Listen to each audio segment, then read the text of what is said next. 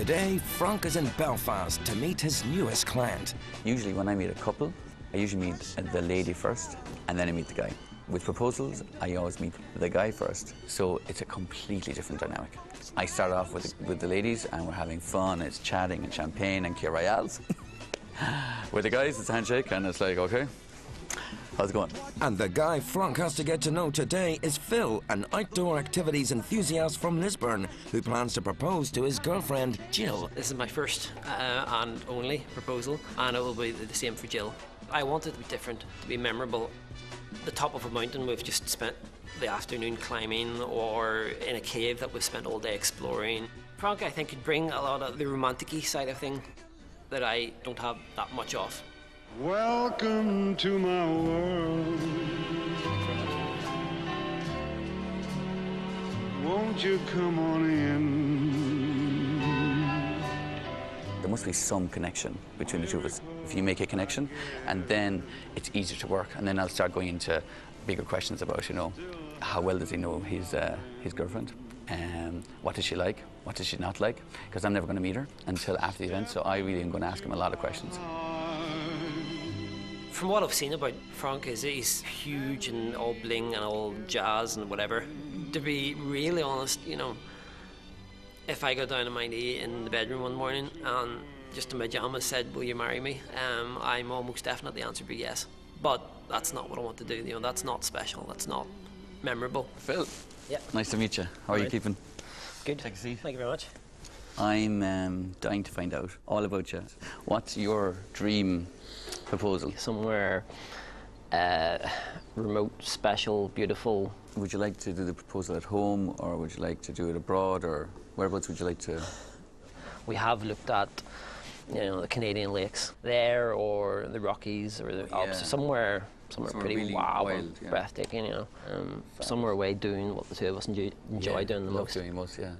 I don't think he's looking for me to light a mountainside in candlelight, or it's nothing like that. I think he knows exactly what he wants. He just wants advice, really, I think, on getting him to the destination. Okay, so can you tell me as much as possible about Jill, so that I can kind of get an insight into what she's like, her tastes, her likes or dislikes? Jill used to be very designer labels, designer clothes, designer watches. In the past sort of 4 or 5 years now, she's worked for the charity. Those material things are not as important anymore. The thought behind things is more important, you know. Okay. It's more the emotion and of the event than the type of glass or the type of champagne, or it's actually the whole the experience more than anything. It's what's going in here and in here. Yeah, that's much more important. His setting is crucial to this, and the I think the enormity of nature is what it's all about. Timing-wise, what kind of time frame? When would you like? End of May, early June kind of time. Holiday-wise, it's pretty tight, so a weekend, a long weekend. Friday to Monday kind of long weekend. Organising a proposal like this requires subterfuge. It's not exactly Phil's forte. He and Jill both work for the Belfast Activity Centre. Let's hear busy bees! Busy bees! Between work and home, the couple are rarely apart, which doesn't leave much scope for intrigue. We're here at the Activity Centre here, where both Jill and I work. Jill sits in it just behind me to my right, so she's feet away from me. So there's no secrets that we talk openly between everybody in the office all of the time. So trying to keep this whole thing secret and surprise, pretty hard, as you can understand. Phil's next adventure starts here. Back at HQ, Franc, his wife Aideen, and their team get to work hatching a plan. Just back from Phil, and he's a real outdoor type. I think nature is really a big part of his life, and he wants to propose in a really beautiful location. Great.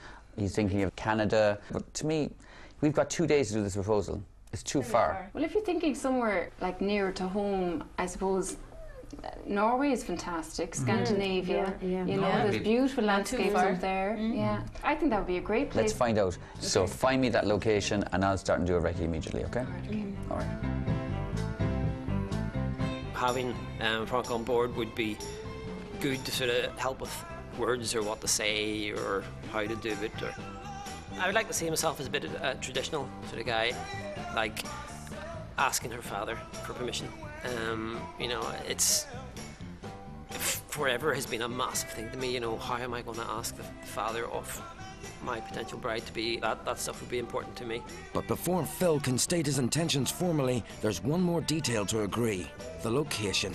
As luck would have it, Jill's out this evening, so Franc heads to Lisburn. There's no time to waste. He needs Phil to make a decision, and fast. I know you went to Canada. Yeah.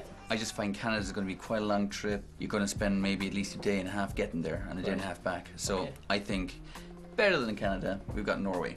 It's only literally to get to this location, you're talking 4 hours. Now, Stavanger is just out here on the coast. Yeah. And you see that line that goes into the right there? Yeah. That's the biggest fjord around. We're going to take a small boat and you're going to go straight up this fjord.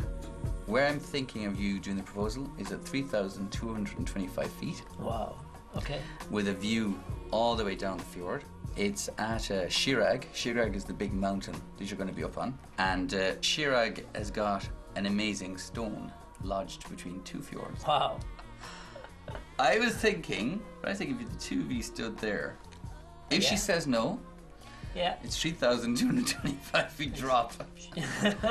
I have a feeling she's not going to say no, she's going to cling on to you. Yeah, I think he's totally sort of connected with what we are. The whole outdoors, nature, wowness kind of thing that has to be there. Definitely with that suggestion was a good idea. Look at the sunsets. Yeah. It's stunning. Like you're up there in the heavens. And I think this is some place you're never going to forget. Yeah. Do you think it's something that could be workable? I think, yeah. She'll love it.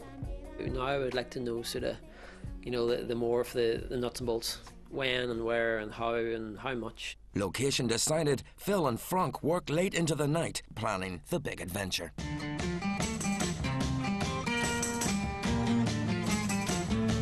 Franc and Aideen have flown to Norway. In the next 24 hours, they'll have to hike up to the summit of Chirag Mountain and find a suitable love nest for Phil and Jill.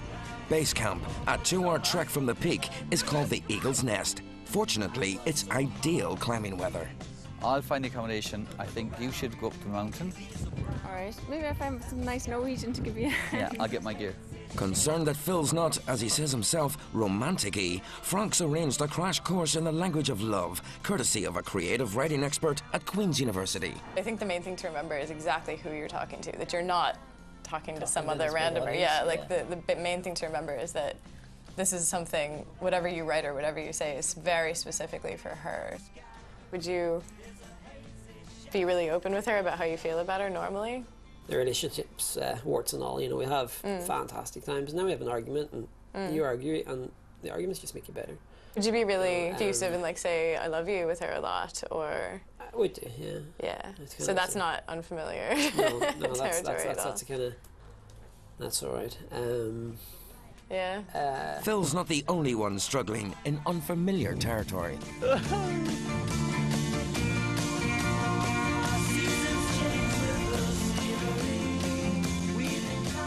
Have you seen all these people? They've got sticks, oxygen masks. I'm here with my bottle of 7-Up and a t-shirt. At the end of their hike, Franc and Aideen reach the breathtaking lookout where Phil will pop the question.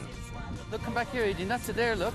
The location is perfect. I don't think anywhere else will do. I think it's right for them, but it's going to be one hell of a job to get it done. Logistical, it's a logistical nightmare. Whatever about the logistics, at least the linguistics are under control. I want, or I believe, or I whatever. Yeah, I like that. That kind of would give you a really solid, like, framework for it so that you wouldn't have to stress out about each sentence being perfectly crafted. It was nice to get a female perspective on things. I was very conscious of not letting you give me words and saying, you know, I don't want you to tell me what to say because it has to come from me.